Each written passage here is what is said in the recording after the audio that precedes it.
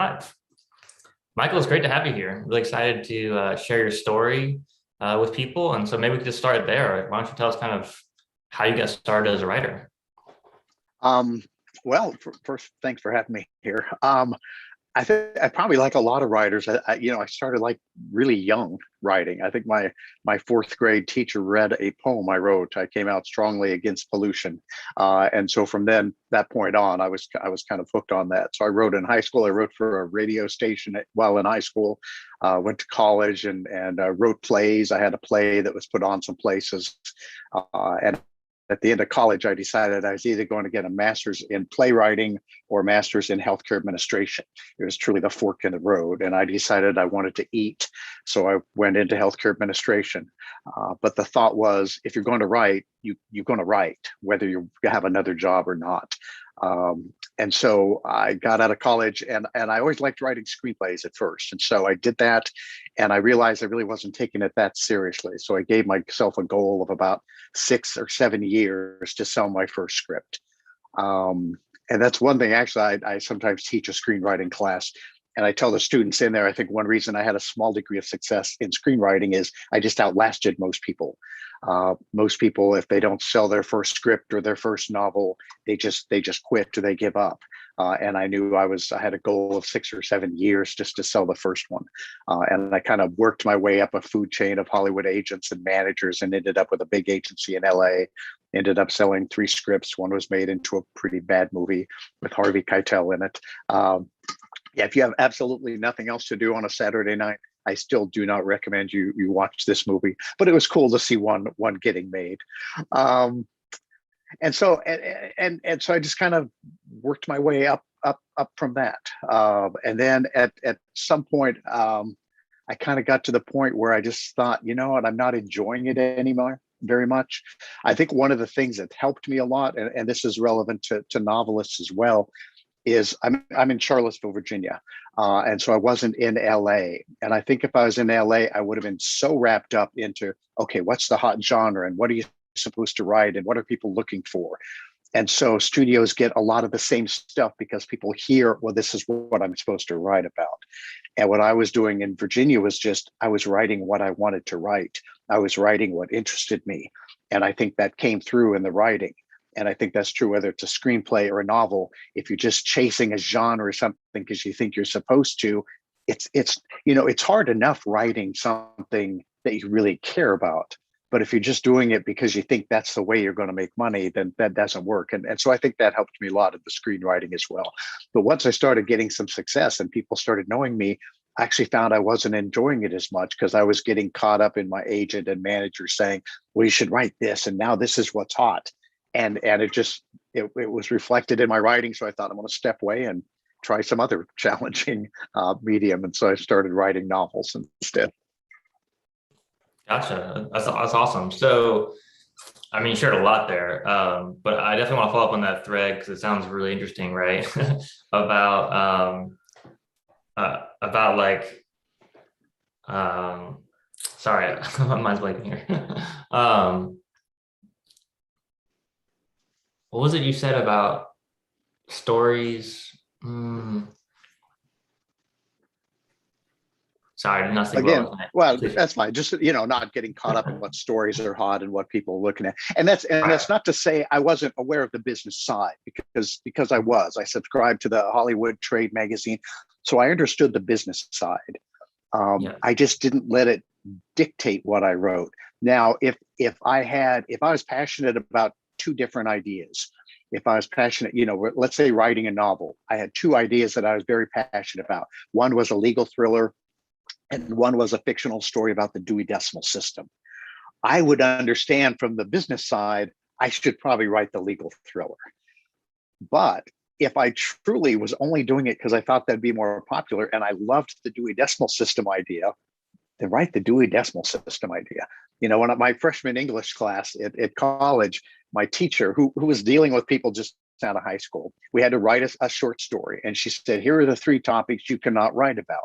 I don't want to hear a story about God, true love, or the prom, because she gets inundated with it. So my story was titled God, True Love, and the Prom, and it tied all those together. And I got an A on it. but part of that was just the arrogance of thinking, don't tell me what I can't write. But the other thing was, how do you take those topics and do something original with it that she hadn't seen before? So that's why, even if it's about the Dewey Decimal System, I still think, if you're passionate about it, do it. But all things being equal, if you have other ideas you also like, then that's where I think the understanding of the business side of publishing comes in. You're going to have a hard time selling a book about the Dewey Decimal System.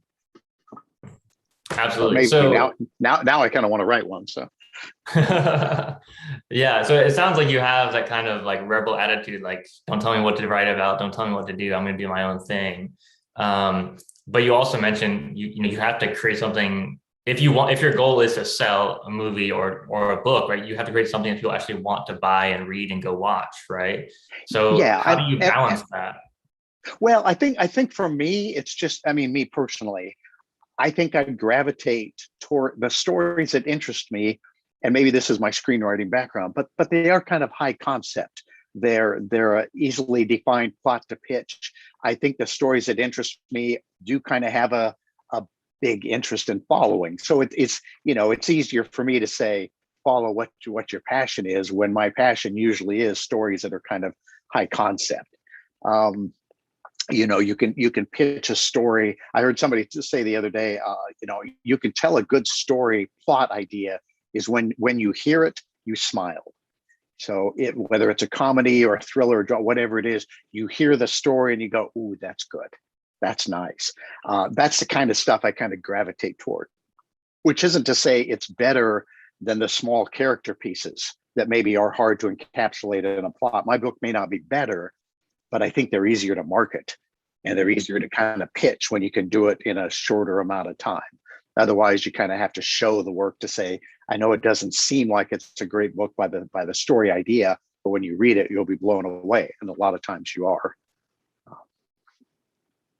Yeah, that's great. So the thread I want to follow from before is you mentioned like not seeing your movie, right? Which is funny to me, and because you think it's really bad. So it's funny to me because like most people think like, oh my gosh, like if I get my script turned into a movie, I've made it, I'm done. Like what do you think went wrong with that process?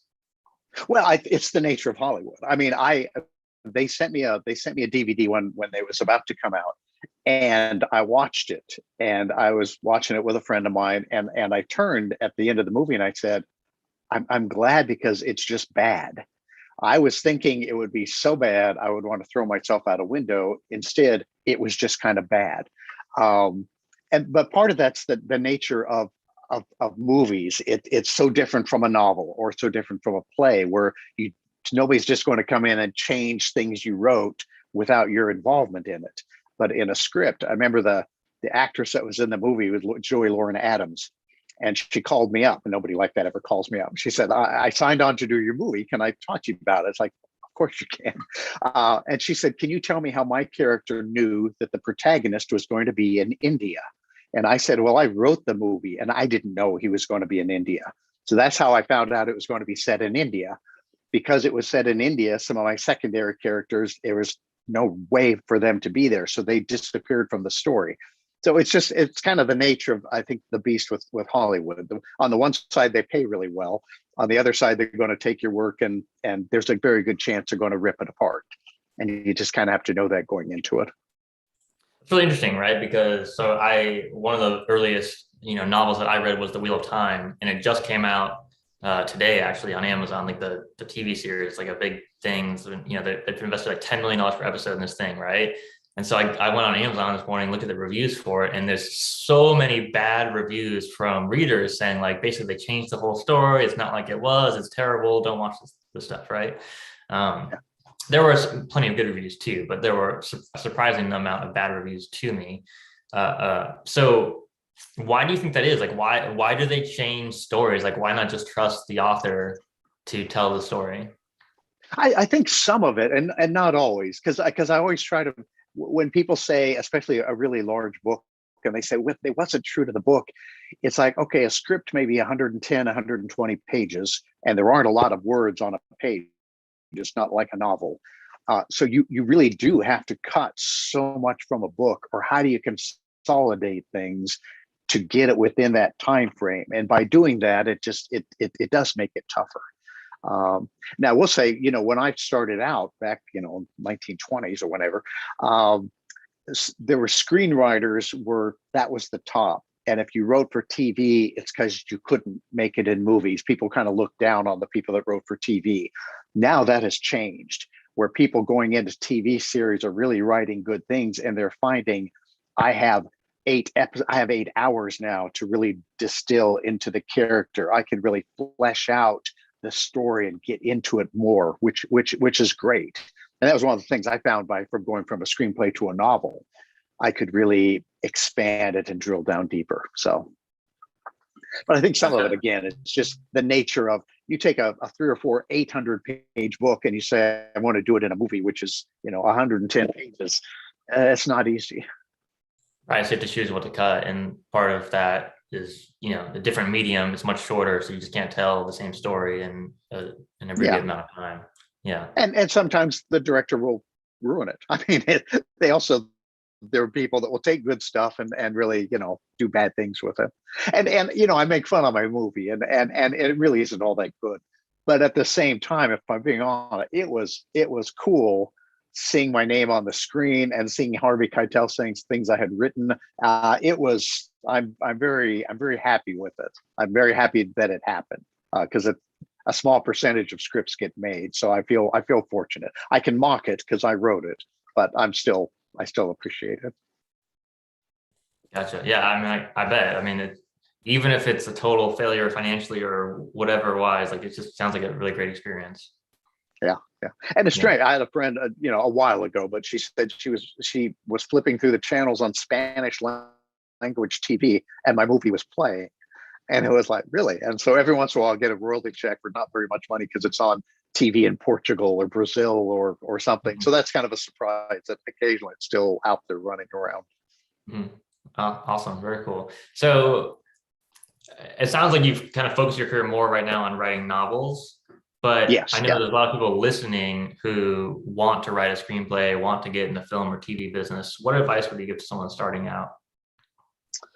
Boy, it's tough. It's tough. But again, I mean, to me, the advice is perseverance, sticking with it. I don't know what it is about writers. I don't know if people that write songs expect their first song to be on a hit album, or painters expect their painting to be in a museum, their first painting. But there's something about writers that if their first script or the first whatever doesn't sell, so many people just say, okay, I can't do it, or give up. And it's the writing that teaches you. By writing it, you get better and better and better. There's the new cartoon editor for the New Yorker, a young woman named Emma Allen. I think she's in her early 30s. She just has been the cartoon editor probably less than a year.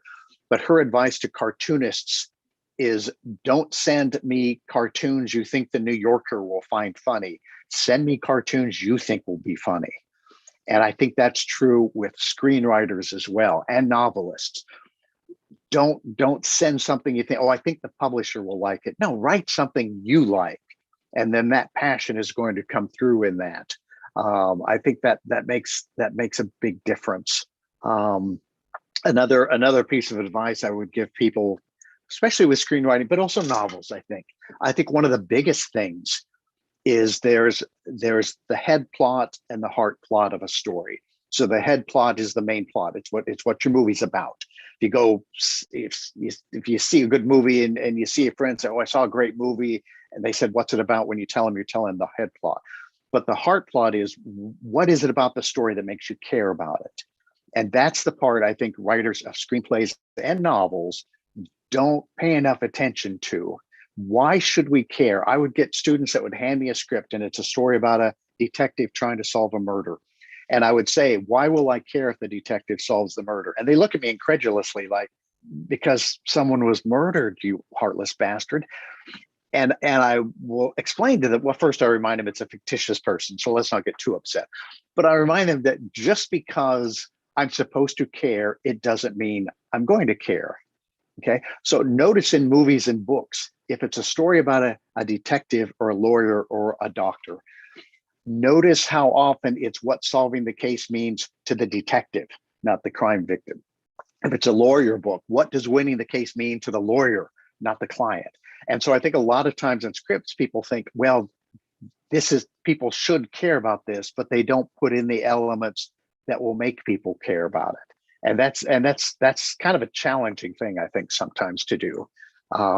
We just take it for granted, or we think we're supposed to. The other thing with comedies, because I used to write a lot of comedies, was putting in things just because it's funny and you think, well, that's good in a comedy. It has to move the story forward. Every line you write, everything you write has to move the story forward. And so if it's a great thing and it's going to get a laugh, but it does nothing to the story, you usually have to cut those. And I think people kind of get caught up in those sorts of things as well. Yeah, that's interesting. That's a great lesson that I learned doing improv comedy, which was don't try to be funny. Because if you're doing improvisational comedy and you're trying to be funny, like everyone can tell, and you're not going to be in sync with the other people who are acting out that scene, and it's just going to be awkward, and it's not going to be nearly as good. But if you're just following along and being authentic and following with your partners in that scene, it's going to be funny naturally as the scene evolves, right? Yeah, yeah. Oh, very much so. If you just stop to tell a joke, the whole scene's going to die. Yeah. Yeah, exactly. And it sounds to me like that's what you're saying. It's almost like be honest with your writing, like be authentic with your writing, like just write what you care about, not what you think some executive's going to care about. And it's interesting because I've been studying relationships a lot, and one of the keys to being good in relationships is empathy. And I think that's exactly the key in good writing is empathy, because if you, like you said, you have to put yourself in that lawyer's shoes or that detective shoes who's solving that murder. Like what does it mean to him? What is his experience like? Because if we don't see that as the reader or the viewer, we're not going to be nearly as emotionally invested in that story. Yeah, yeah.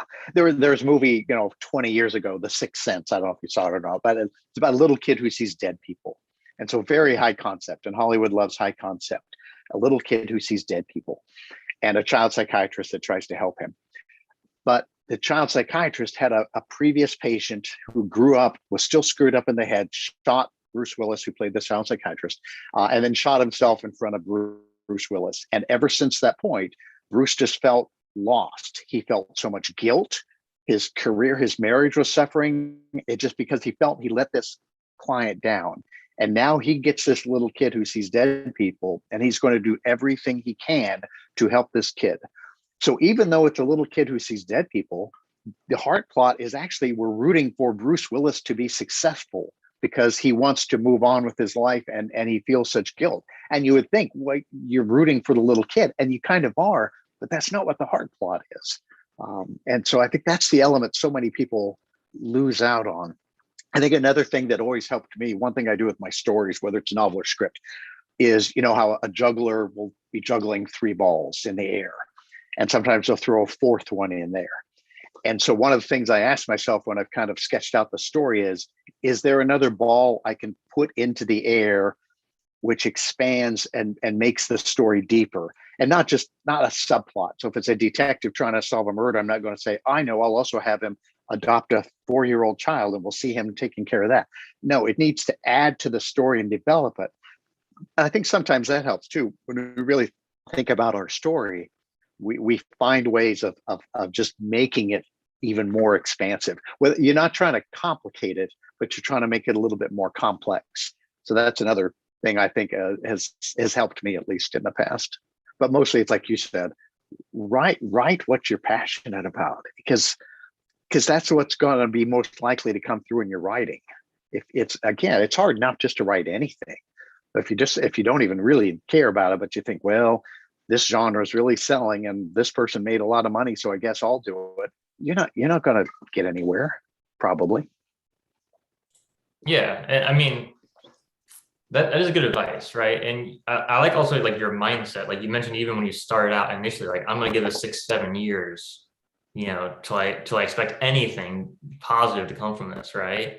And I think that long-term vision and mindset is so important, right? Yeah. Oh Like yeah. even right now, this Wheel of Time series I mentioned, like, I mean, those books were written like 30, 40 years ago and they just got turned into a TV series, right? Yeah. Like Yeah. the guy's not even alive anymore, right? And I think that is one thing that's really amazing to me about being an author is like, you're creating this work that's going to live on long after you're dead. Like we still read books that were written 1,000+ years ago, you know? Yeah. And, uh, and now with the internet, like all of our books are going to be stored online probably forever, right? So I think having that just expanded vision of like the long-term perspective, I think can really help people get past, like you said, all the disappointments and struggles and failures and challenges and setbacks that can come for anyone's life. Yeah, and because when you go into it and you just think this is going to take a while, then then the setbacks, you just go, okay, I was kind of expecting it. And the other thing I learned is just to appreciate the very small steps. Because with, well, let's say screenwriting again, I think people think I'm going to send out a screenplay, and when it sells, I'll pop a bottle of champagne and go hoo hoo hoo. But that can be so long. So you enjoy the fact that an agent agrees to read it. You enjoy the fact an agent agrees to represent you. You then get a meeting with the producer. All these little small steps you take, you just say, okay, that's a small step forward. And so when I finally did sell my first script, it was more a sense of having finished a marathon as opposed to just popping a bottle of champagne and going woohoo. It was just appreciating that whole journey. Um, the other thing I think has helped me, which I usually don't say out loud, but I'm sure no one else is listening, is I think what's helped me is I think I have a good balance of humility and arrogance, and I think that helps me a lot. I'm just not that good. We're just not that good at writers. We're in a world where Leo Tolstoy and Charles Dickens and Jane Austen is out there, and just the act of who am I to put out a story like that? And at the same time, I'm arrogant enough to sit down and write a story and put it out there thinking people will enjoy it because you kind of have to, and maybe it's not arrogance, maybe it's confidence that I'll be able to figure this out. But if you're too arrogant, you're not going to learn. You're not going to get better if you're too arrogant. But at the same time, if you have too much humility, you're going to say, well, somebody didn't like this, or I got a bad review, so I better stop. So I think it's good to kind of have that healthy balance, and that kind of works for me. I will say things that are self-deprecating and humble, but on the inside there is a part of me that goes, you can do this. You've done these things before, so you can do it, and that kind of helps. That's great. I was actually And just also, talking to, go ahead. oh, I was just going to say the other thing kind of related, maybe this is related to the arrogance thing or not, is and humility is getting feedback from people. And I think sometimes if you send something out and you get a piece of feedback, you just say, okay, I need to change this.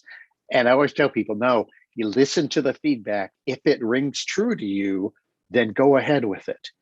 And if it doesn't ring true to you, then stick with what you want to do. Now, the caveat I would say to that is if you keep hearing the same thing over and over and over, you may not agree with it, but at some point you may need to say, okay, maybe there's a problem with it. But I think sometimes anytime people get any sort of feedback from anyone, they just say, okay, I have to go do that, whether they believe it or not. So that's where kind of the humility is. You need to be open to everything and really consider it. And the arrogance is to take what you think rings true to you and don't do something just because you think you're supposed to.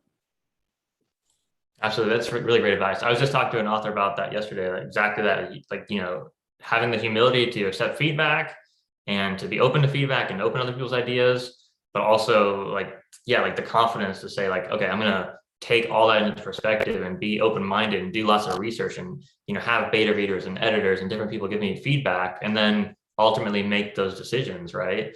And I think that's what like good judgment is, right? It's like the combination of being able to get as much information as you can and being open to it and considering different opinions and then ultimately making your own decisions and realizing that you're responsible for your decisions and for your results, right? So if you make a decision, Yeah.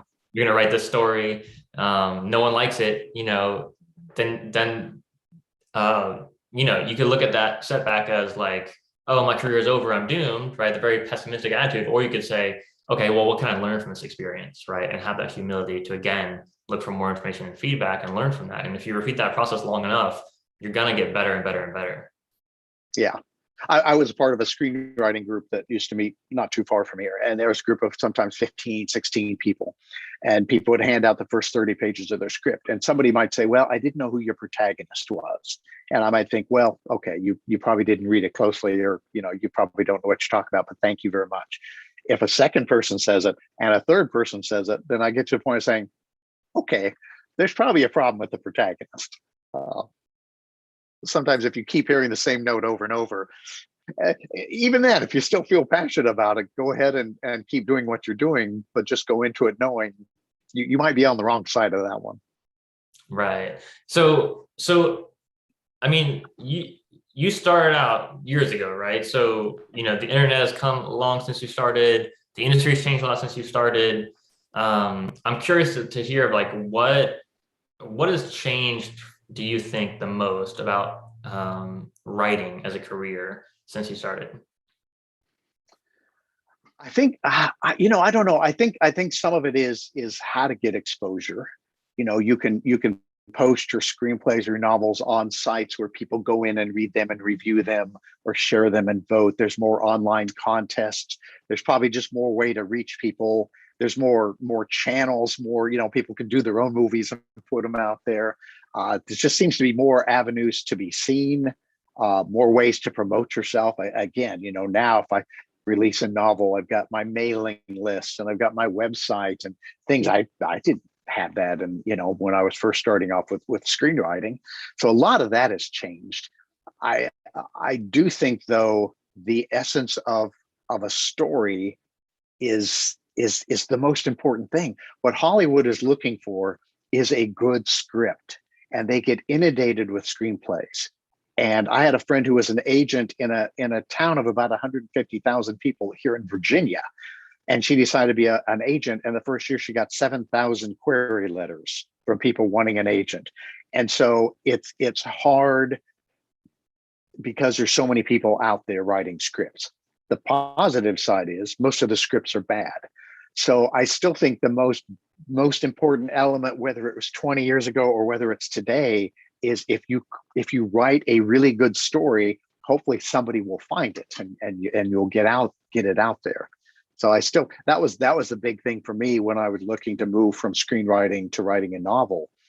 Was I read, I've got a bunch of novels, but I didn't really know a lot of the mechanics. And so when I tried reading about writing novels and that sort of thing, I was so pleased by how much of it's a common element. It was just heartwarming almost from a storytelling standpoint of, you want a protagonist, you want to empathize with the protagonist. There should be conflict, there should be challenges, there should be goals that maybe the protagonist should change, whether it's a movie, whether it's a play, whether it's a novel. There was consistency there, and that was great. There were other differences, obviously, that I had to figure out, but the importance of a good story, I don't know that changed from the 1800s versus the mid 1900s versus the 2000s. But getting it out there and communicating it, certainly there's a lot more avenues than there was when I was younger. Yeah, that's a great point, right? Like, we've been telling stories, sharing stories since, way before recorded history, probably hundreds of thousands, if not millions of years, right? Stories are so ancient. So I think what made a good story 100,000 years ago is the same as what makes a good story today, right? Yeah. And you see those themes when we talk about tropes and archetypes and genres, right? It's just like the same elements of a story repeating over and over again, like love, good versus evil, things like that. Like, these concepts will never not be interesting because it's part of what it means to be human, right? Like, it's so ingrained in our culture and who we are and how we evolved and how we relate to each other and how we relate to the world, right? Yeah. And I think so often I think people get so caught up in the business side or the how do I promote it and I think and it cracks me up, really. I mean, I don't mean to make fun of them, but a lot of times in my screenwriting class, one of the first or second classes, one of the first questions is, well, how do I get an agent? Now, this is somebody that's never written a screenplay. learn how to write a screenplay, learn how to write a novel, write a good novel. Then you can worry about, well, should I have this kind of website or should I do this sort of blog? Just write it first. Then you can figure out the other stuff. But a lot of times people just want to jump right to, how do I get an agent? How do I get a publisher? Well, have you written something? Well, not yet. Well, how about we start with that? Absolutely. That is, I think, the thing that people ought to invest more time and effort in, right? Is learning the craft of how do you write a story, right? And practicing it and doing the work. And so I mean, now with like digital files, like I recommend people like don't delete anything you write. Like whatever you write, just store it in a file because you never know when you might need it, right? But back in the day, it was like you write on paper and maybe throw a bunch of stuff away, right? And you might think, oh, well, that's a failure. I just threw away 100 pages of stuff that I wrote. But like that's not at all a failure. That's practice, right? That's how you learn. You learn by doing, right? And if you look at any other career, like maybe a professional athlete, right? I mean, they're training hours and hours every single day. And they don't say, oh, that 3-point shot doesn't count because it wasn't a real game. Like, no, that was practice, right? And so you might have practice novels or practice screenplays or practice poems or whatever it is you're working on, right? And there's no such thing as a wasted time or effort on that because that's a learning process that you have to go through to get to where you want to go. And so thinking that, you're going to write 80,000 words, and that's your first 8,000 words you ever wrote, and that's going to be the perfect novel. Like, that's just not how it works. Yeah. That's why, I mean, again, I think I probably used this line earlier on today, but was just, I like the line, it's the writing that teaches us, by writing, you're learning how to write. And you write a second one and you're going to be better than when you wrote your first one. And the things you threw away, like you said, you learned from it. It's not a waste. You learned something. Why didn't it work? To figure out why something didn't work, that's a good lesson, to learn how to throw something away. And the professional athletes you talk about, they always talk about the 10,000 hour theory, that you need 10,000 hours of disciplined effort to really become just an expert at something. And most people will put in, a few hours or none. They'll say, well, I want to write a book. Well, okay. You have to sit down and write it at some point. Devil's in the details. You got to actually go do it. Yeah. There's the challenge. Yeah. Absolutely. So it's interesting to me because I started learning how to forage for wild mushrooms about 15 years ago. And when I first started doing it, I kind of self-taught through books and some friends and people that taught me. And I first started doing it, like I go to the forest, I pick a mushroom, and it's like they all look the same. Like they're like, I cannot tell the difference, Yeah. But now, 15 years later, I can go out and I can tell no, look at this like tiny little thing here, this little difference here, this little pattern, this little color change, this little hair. Like I can point out the tiniest little details of difference. And I feel the same way about writing. Like I can look at a sentence or a paragraph or a novel or a story or a chapter, and I can point out all these little details with, the verb or the tenses or, the way it sounds or just the way it feels or the rhythm, the tone, all kinds of little things that I've been able to distinguish through that practice, like you mentioned, of just doing the work and editing and writing and working on it, right? And I think that's what you need to do. And I think a lot of people, they start out and they're like, they go out into the forest, so to speak, right? And you pick a mushroom, you write a novel or something, and you think like, oh, I'm done. But you're just beginning that process. And the more I do it, the more I learn. And the more I realize, man, what I wrote 10 years ago, that was terrible. Like, look what I can do now, Yeah. And it's so exciting because it's a never ending journey. Like you can never know less, and there's always more to learn. It's like, it's an endless journey you can go on. Yeah. And when you start out, I saw something the other day that somebody was talking about when you're trying a new thing, when you're trying to learn how to pick mushrooms. Like, for instance, a week ago, I was out of town and I bought a dulcimer, which is like if a guitar and a banjo had a baby. And I've never played an instrument, so I'm going to try to learn how to play the dulcimer.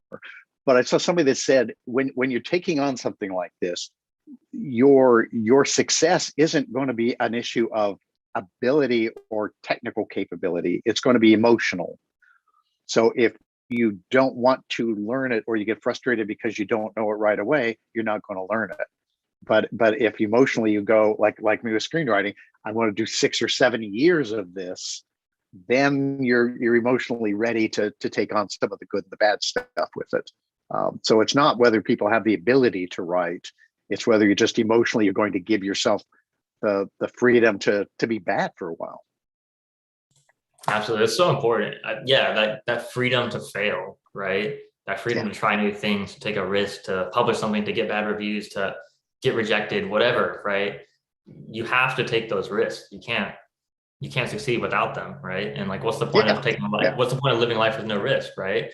And I Yeah. think that to me is what's so interesting about being a writer, right? Because if you talk about like the hero's journey, right, is like kind of what like an archetype of like what makes a good story, right? But like you are the writer of your life, you are the author of your own life, and you are the hero of your own life, right? And you're going on this journey, and everything that makes a good story and a good character and a good protagonist is what's going to make you successful. And so I feel like the more I learn about stories, the more I'm learning about how to just be a good person and how to live a good life.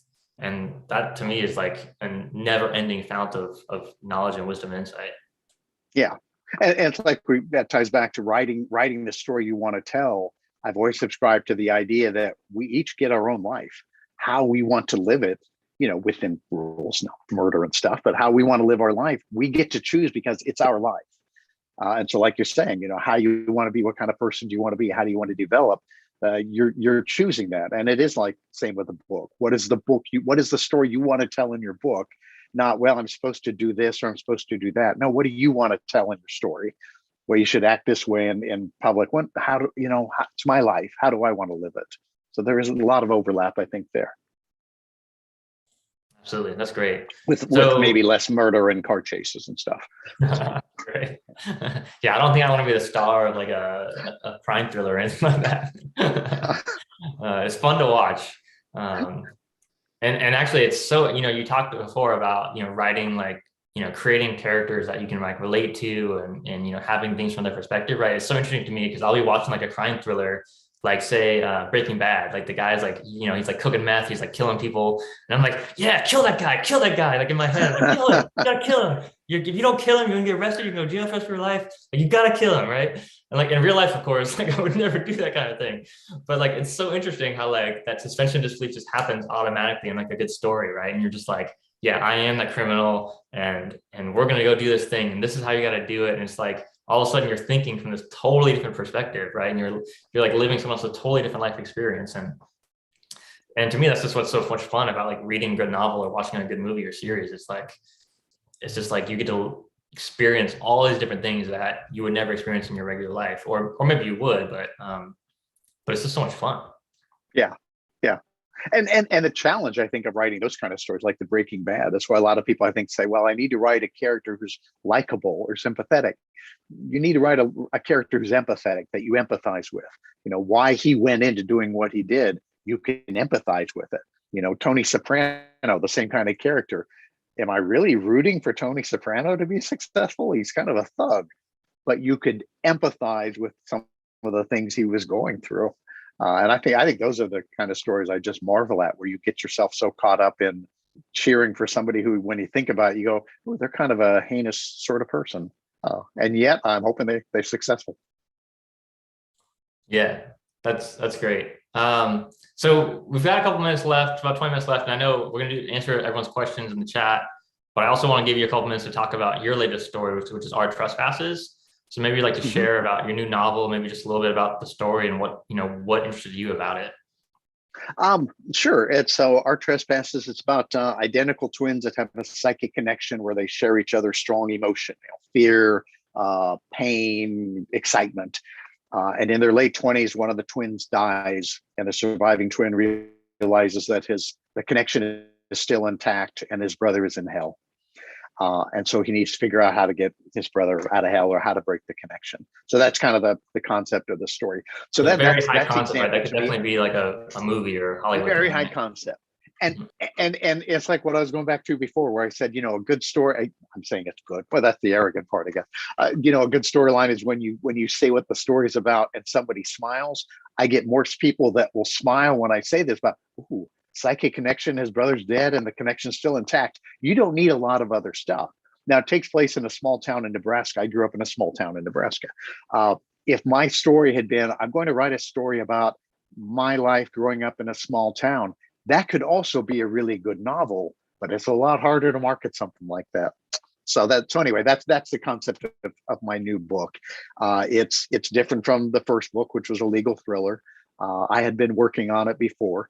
So it just, what interested me in it was the same thing interested me in the legal thriller is the character and their struggle and what they're going through and how they change. The paranormal aspects of it, the Satan and hell and all that sort of thing, it adds to the story.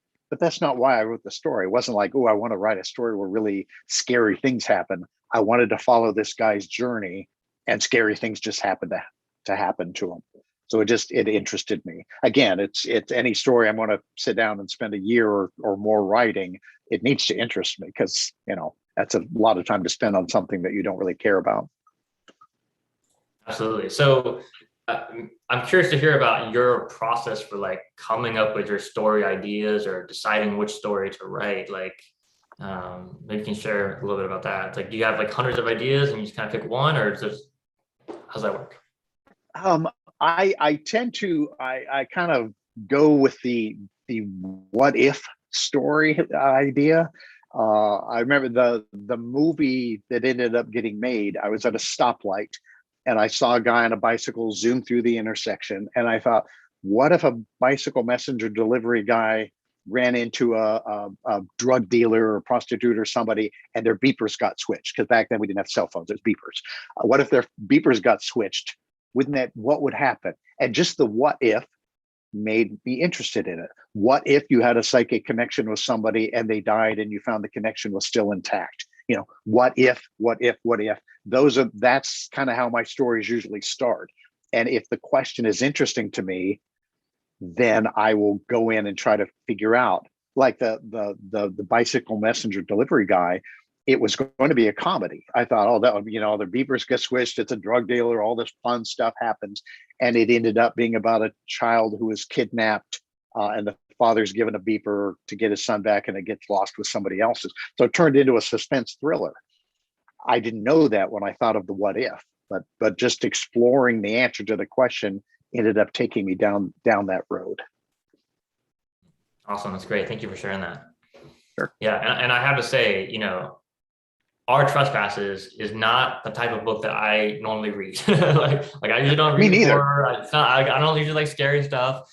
But from like the first page, I was just so caught up in that story, and I think it's because two things. One is I think the concept it sounds cool. Like, I'm kind of curious, like what happens to this guy whose connection is still intact with his brother in hell, right? That's an interesting thing that I'm willing to like stick in for this, right? But then also I think it's what you mentioned before, that heart. How would you call it? The heart plot. Yeah, the heart plot. Yeah. Mm-hmm. Yeah, the heart plot. Like, it's just like from the beginning, I was like, I cared about the characters, and I wanted to know what's going to happen to this guy, right?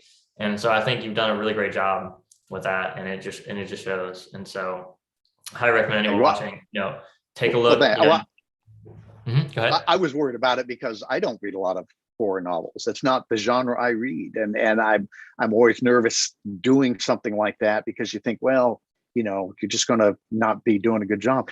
But it goes back to, again, I think if the story is good, then it will come through, I hope. But yeah, I don't read a lot of horror novels either. It's not the kind of book I would read, but I did read it. I liked it very much. So. Yeah, likewise, right? So that's also really interesting to me, right? Because I think it just shows that there's something to storytelling that's so far beyond genre, right, or concept, right? I think there's something more primal, like more fundamental, and I think that heart plot, like you mentioned, is a big part of that, right? And so I guess devil's in the details of like, how do you do that, right? Maybe another day we can talk more about that. But I definitely recommend anyone listening right now, watching, like read the first couple of pages of Our Trespasses, because I think, it's honestly like that first scene, like it's not even that interesting to me. Like, it's not like, if I told a friend about the scenes, like that doesn't sound very interesting, but for whatever reason, like I'm just into it, like I felt hooked. And so, So I think, I don't know. I'd love to learn more about how you do that. Maybe do you have any tips on the first chapter, the first scene? Like, how do you get people bought into the story? Um, no, just I try to put something in there that this will grab their interest in one way or the other. Kind of starts the ball rolling a little bit. Um, but as far as story ideas go, the ones that I kind of like or that I'm usually interested in are ones where I feel when again I don't know what happens if it's just the what if. When I feel this would make a good comedy, this would make a good drama, this would make a good whatever, and then I feel like okay, I've got the fuel whichever way I go. This our trespasses started off years ago, just a rough idea as a screenplay, and it was a comedy. Now you've read the book. In no way is this a comedy. That it went in a different direction. But I feel like stories that could go in different directions more often than not have enough material that whichever way you take it, it's going to be rich enough to develop it. That's great. So it sounds like you kind of took like the characters or the premise and you thought about, well, what if this was a comedy? What if this was this way? What if I did it this way? And you thought of these different potential storylines, and then you kind of followed the ones that you felt made the most sense. Yeah, when I kind of wrote the draft as a comedy, I had a couple of people read it and they said, "This is kind of dark. It's funny, but it's really dark." And there's this part of me when I was trying to think of a second novel, I thought, I should write this because it's a dark story. So that's how I should do it. So everything was different. I mean, the setting, the characters, everything was different, except the concept of twin psychic connection still intact. That all was the same, but everything else was different. That's also very interesting, right? Because you did the work of turning into a screenplay and completely kind of scrapped it, changed it, did something totally different with it. Is that, would you say that's kind of a common theme in your career where you kind of made that shift or? No, this was kind of different. This was the only time I've really done that. Um, Again, when I was talking about the Beeper movie, that happens where when you say the what if and you think you're going down one avenue, but when you start actually structuring, because I plan out my movie, I'm a plotter. I really do plot it out, and I have people that say, well, but when you write, just sit down and write. Sometimes the story will surprise you and take you in surprising directions, and so you don't get that when you plot it. I do. I just get it during the plotting phase. I thought it was going to be a comedy, and it ended up with a child being kidnapped. That surprised me. It just happened while I was structuring it out. So I think you can still be surprised in it. You don't necessarily lose that by planning out your novels. Although if writing by the seat of your pants works for you too, then there's no one right answer there. Right. So it sounds like for you, since you are a plotter, you're doing that kind of creative story development thinking, high level thinking when you're doing the plotting process before you write. So it sounds like that's probably why you haven't had to rewrite things so much because you kind of figure that out before you begin. Yeah, and I wonder whether it takes the same amount of time. Somebody that sits down and just starts writing, they don't spend the 2 or 3 months I do structuring out the story. So they just get going and get started. On the other hand, when I get done with my first draft, there's not as much big changes I need to do because I planned it out in advance. So the time I save by not having to do that, I spend planning. The time they have to spend re-editing because they just sat down and started writing it, they spend it that way rather than planning it out. So maybe it balances out. I don't know. Yeah, that's interesting. Well, I mean, we've had multiple editors at TCK Publishing work with you on different books, and they all kind of said the same thing was like, the story was so well developed and polished that I didn't really have to do a lot of developmental edits. They didn't really have to change scenes around or change the story because you had polished that so well. So kudos to you on that. How many rounds of edits do you do before you submit to a publisher? I don't know a lot, but the vast majority of my edits are how do you tighten it? How do you change words? How do you make sentences better? But it's rare after when I write a first draft, I don't usually say, okay, I need to take this section and throw it out, or I need to move this chapter here. It is kind of what it is. Usually it's just improving it. Now, all that may change with the sequel I'm trying to do with Contempt. Your editor may have more work to do because I'm struggling a little bit more with that. So we'll see how that goes. I'm still in the first draft of that. So, but it's different. Writing a sequel is just it's a little bit a different experience for me. So somewhat. you know, there's always more to learn, and there's always, every book is a new book, right? Like you can't rely on your past successes to make the next one easier. And I mean, in Yeah. some ways it's easier, but you still have to do the work, right? Well, and I think for me, it's always been, here's the story that I'm interested. Who are the characters and what's the setting? This is what's drawing me to it. With a sequel, you're saying, okay, here's your characters and here's your setting. You're not creating those. Now, what are they going to do? And so you don't want to write a sequel just because you're supposed to write a sequel. It's worked out kind of nicely in that the story idea I have for the sequel is actually an idea I had for a story several years ago before I ever wrote Contempt. So I'm actually able to apply it to this, which interests me. So, but it's different saying, well, here are your characters and setting. I haven't had to deal with that before. That's great. Well, I wish you a lot of luck and success for the next book. Thank you. Light a candle for me. We'll be praying for you. Cool. We have several questions in the chat, so I want to get through those. A couple people are asking about editing. Like, do you work with an editor to improve your writing, give you different perspectives? You know, how do you approach that process?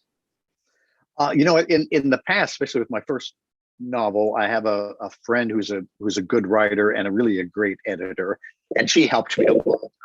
I think, you know, everybody has their strengths and weaknesses. My weakness, I think, is a lot of my language is passive. The word choice, the verb choice is passive, and I have to really focus on trying to make it more active, and she's very good at that.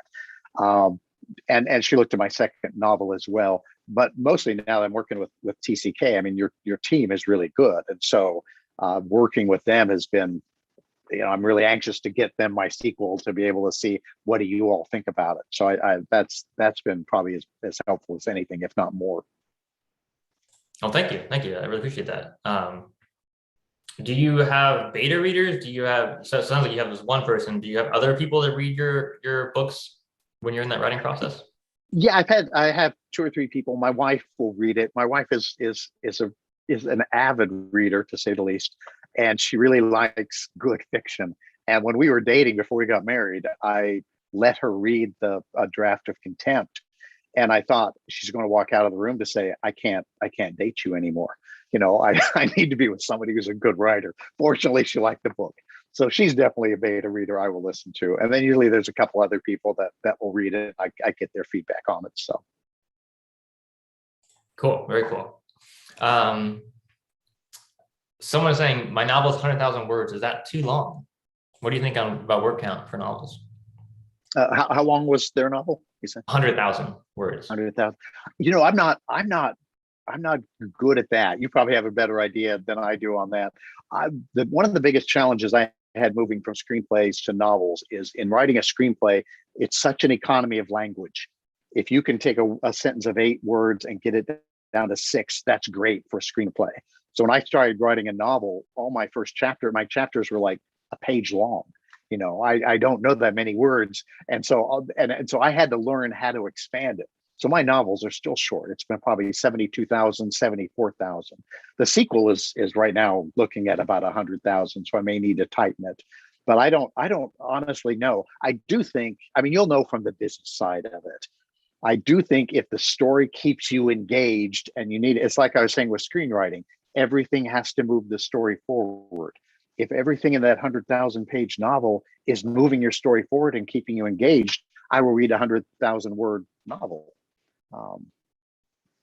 But I'm sure there are the guidelines of genre and stuff. And yeah, I think it matters less and less. The more self-publishing exists and has come to the forefront, the more, you know, print on demand and publishers relying on that. And also readers' interests have changed quite a bit, right? So I think it matters less and less so much the word count. And I think it's much more important, like you said, the quality, right? I mean, 100,000 quality words over 50,000 not quality words, right? Any day, right? Yeah. So I think there are things to keep in mind when you're trying to figure out how long should a book be, or so what are the conventions for your genre, right? So I was talking to a fantasy author yesterday. He submitted to us, I think it was around 200,000 words, and we asked him to cut it down to 120.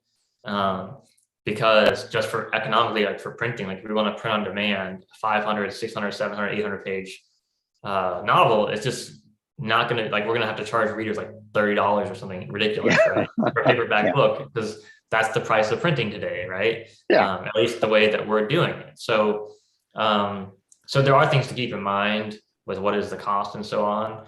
But also, he's doing a 6 to 8 book series, right? So if you look at it that way, you could have 3 200,000 word books, or you could have 600,000 word books, right? And in the same series, and it's the same story, nothing else has changed. You just kind of change, where you close that book and start the next story, right? Yeah. Yeah. But then in that case, you have twice as many books now, so you're likely going to earn twice as much revenue, right? So that's another thing to consider too. Like if you're writing these very, very long books, you might be earning significantly less than you could if you wrote shorter ones. So there's lots of different things to consider, but ultimately, like you said, at the end of the day, is it good writing? That's what matters the most. And then from those other things, maybe get different people's who you trust their opinion in marketing and business and publishing, and ask their opinion and see what makes sense. Yeah. But Yeah. I know I for think, me, when I'm working on the second draft, the thing, and again, it goes back to my screenwriting experience. The thing I enjoy most is, what can I cut? How do I tighten it? What can I cut? What do I remove? And so if the guy or woman is ruthless with cutting and tightening and just cutting out all the fat, and it ends up being 100,000 words, you're probably fine. If you're not very ruthless about it, then maybe it's too many words. definitely. And and I think also it's like, what I've noticed is that the people who are fixated on word count are either like bureaucrats in the publishing industry who, like, they have to fit something in a certain box, right? Or people who are the opposite end, they're authors, and maybe they don't have, like you mentioned, the arrogance or the confidence, right? And so they're looking for some authority figure to tell them, here's what to do, right? And I think, and it's good to get advice and feedback from people, but I think ultimately you as the author have to make those decisions, right? And if you have an agent, if you have a publisher, they're going to talk to you about those things, and they can help you with those decisions too. But ultimately, at the end of the day, I think authors today have to be much more entrepreneurial maybe than they were 20, 30 years ago, because back in the day, your only opportunity was like to work with an agent, and they were going to manage the business side of things for you. But now you have so many more opportunities, and also so much more responsibility. I mean, even if you have an agent, they're going to expect you to do more work today than you would have had to do 20, 30 years ago, because of, again, just social media and all the different things that we have, right? So, so I think, have the courage to set your own word count, to create your own story, and there's this great saying, like, an imperfect plan today is better than a perfect plan tomorrow.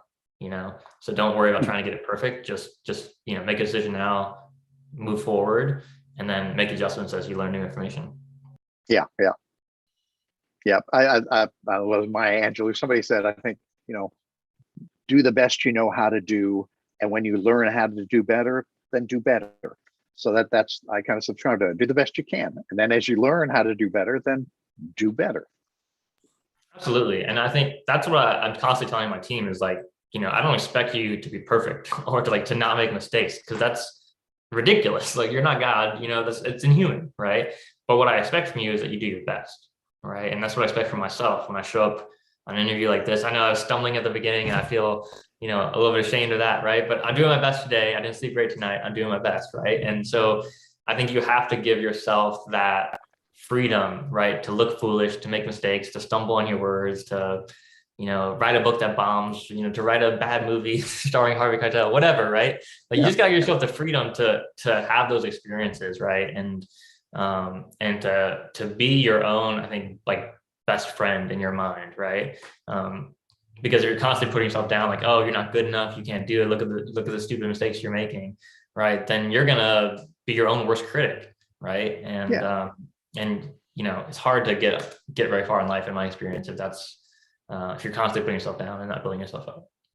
Well, I also remind myself too, I mean, the odds of me being a best-selling author and making hundreds of thousands of dollars, the odds are really, really slim.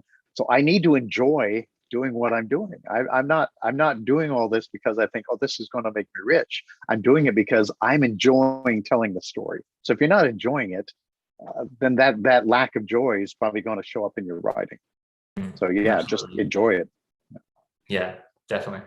So we got several more questions coming in. So what is your Sure. process for plotting your story? Do you use a whiteboard, cue cards, anything else? I for the first time on the sequel I'm working on, I've been using Scrivener because I'd always heard people rave about Scrivener, which is a software program for writers, and it's wonderful. I love it. So I kind of just figure out what scenes happen, and I don't start my book until I've got it all structured out.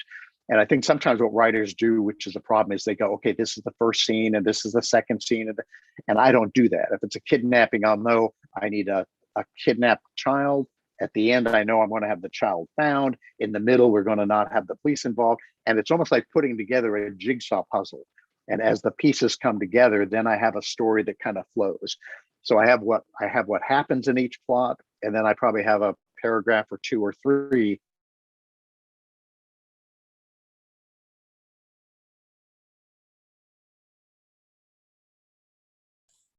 Are you still there, Michael? I think we lost your video. As well. Can you hear me though?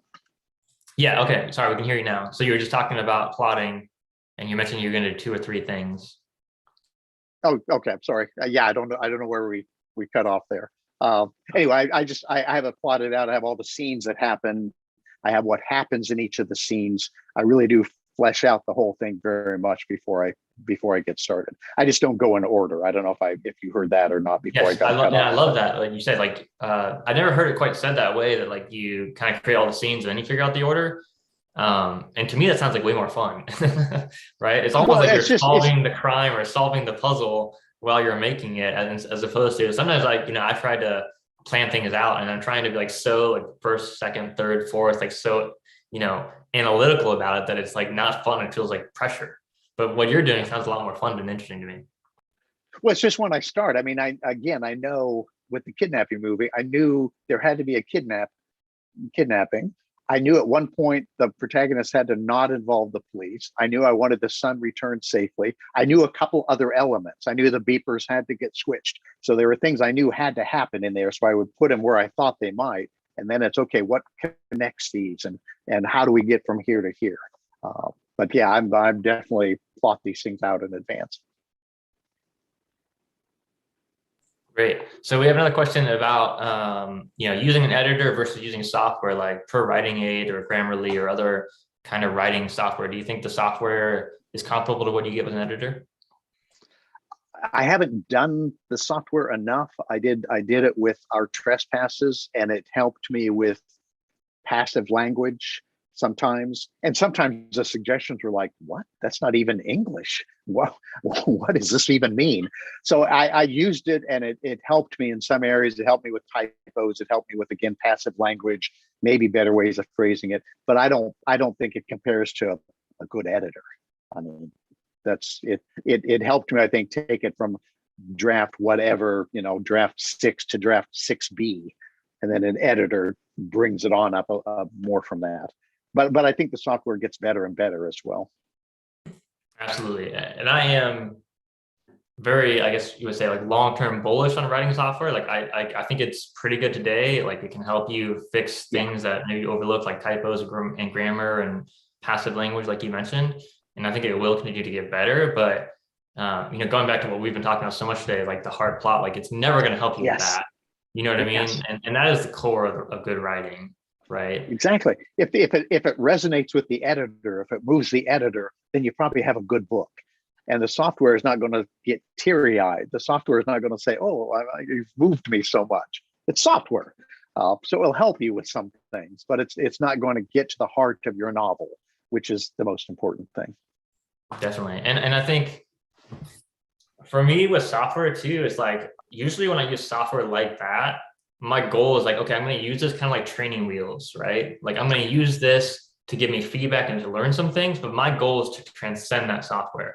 Like I want to take all the key lessons that software gives me and like commit them to memory and to habit, and then I don't need the software anymore, right? And obviously software is going to keep improving and getting better. So, that's an evolving process.